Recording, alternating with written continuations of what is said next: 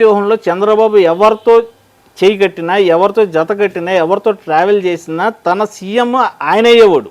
ఈయన ఇప్పుడు వీళ్ళతో కలవటం వల్ల ఈయనకి ఏంటి, ఒక మినిస్టర్, డిప్యూటీ సీఎం కాదు ఆయన, 3-4 పోర్ట్ఫోలియో ఉన్న ఒక మినిస్టర్. ఎందుకంటే రాజ్యాంగంలో డిప్యూటీ సీఎం ఎక్కడా లేదు. ఒక మినిస్టర్ పదవి కోసం కూటమితో కట్టుకుంటున్నాడు. రేపు కొన్నాళ్ళు అయిన తర్వాత గ్లామర్ తగ్గింది అనుకుని తెలుగుదేశంలో దూరం. ఇప్పటికే కింద స్థాయిలో జనసేన వాళ్ళని కొడుతున్నారండి. కృష్ణా జిల్లాలో బందర్లో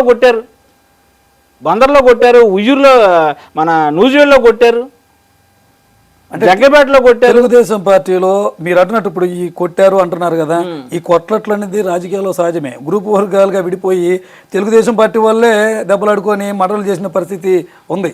ఒక జనసేన దాన్ని మీరు అంత భూతత్వంలో పెట్టి చూస్తున్నారు. ఇప్పుడు జనసేన నాయకులు కొట్టుకుంటే ఓకే, నో ప్రాబ్లం.